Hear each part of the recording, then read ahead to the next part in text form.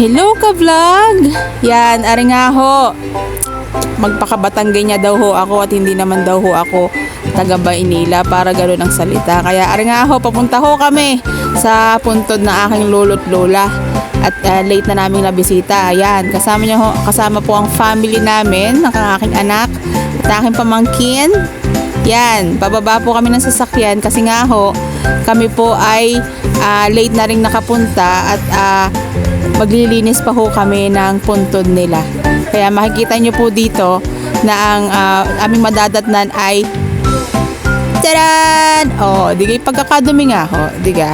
Di kitatabasin pa nga ho, at pipinturahan. Kaya, yan nga, sabi nga po ng aming madam, nandyan na po siya kasama namin, ay maghanap nga daw ho ako ng mabibilhan ng pintura. Hindi sa paligid at hindi na nga daw ho siya nakabili. Ay dito ang mother nyo, madiskarte, maghahanap habang suot ang pamasko.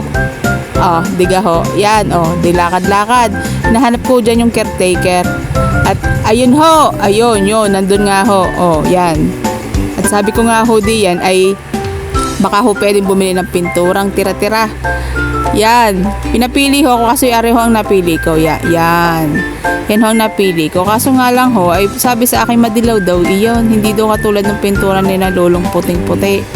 Kaya sabi sa akin ay yung daw isang boysen ng tatak. Oy, boysen. Oo, boysen.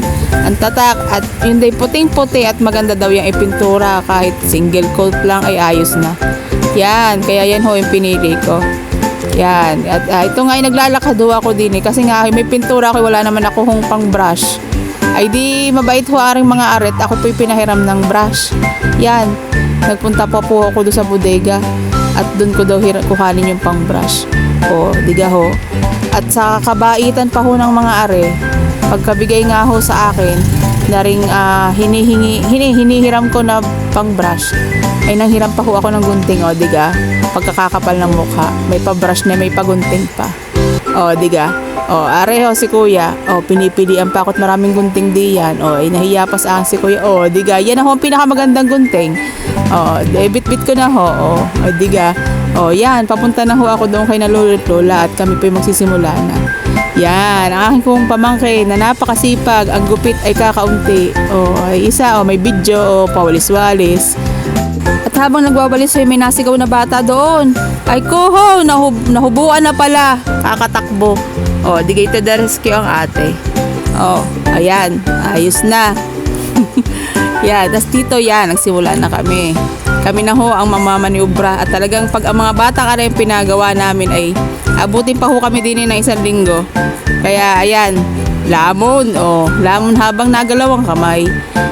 Kita mo sa likod, pang-away pa at nag-aanuhan pa. Haring isa hindi ko pinapansin at kapag ipinansin ko't binibi ko, hindi ako matatapos. Magpapakalong na yan at magpapadede ng papadede. Kaya yan, hayaan ko siya diyan. Pandali muna ako din ng paggagamas.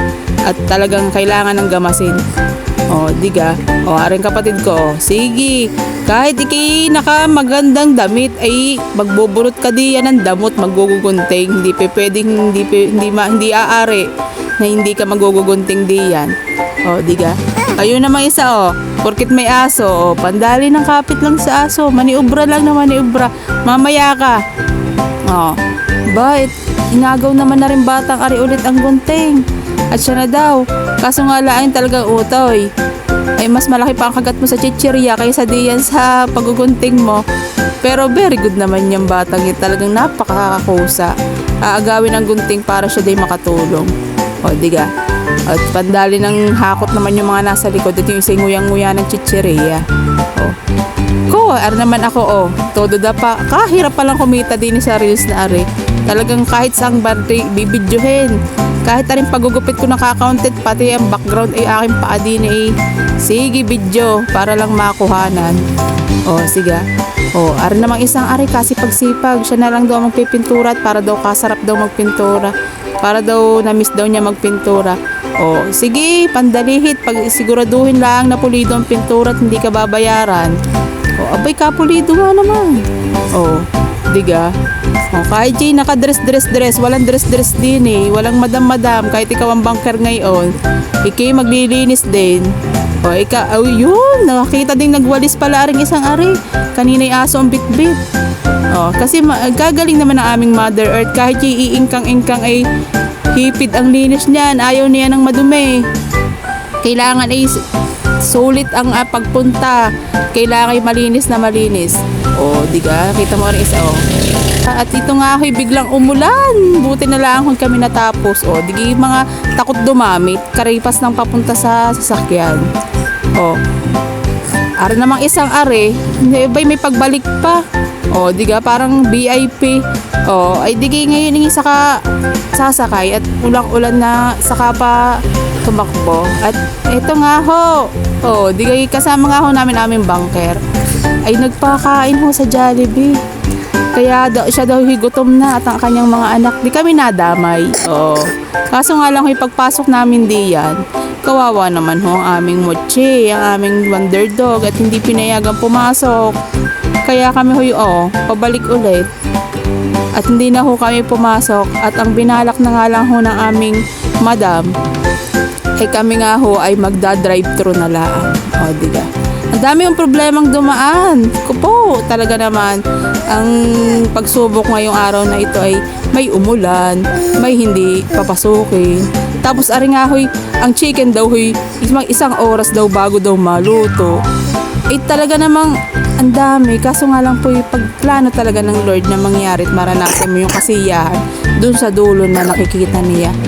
Talaga naman hong hahayaan niya tayo na ma-overcome yung stress na pinagdadaan natin. At talagang tayo po ay magsasama-sama din kakain at mag-e-enjoy din dito sa loob ng sasakyan na ito nang parang wala lang nangyari kasi gusto natin tayo magkakasama. Ano nga?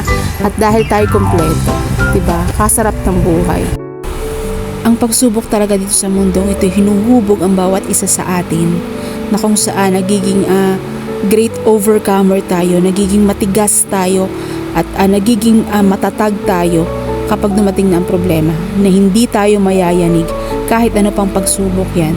Ngayong araw na to ang pinalano lang naman namin magsama-sama, mag-enjoy at makumpleto kami kasi hindi namin magawa yun noong uno kasi nga kulang-kulang kami.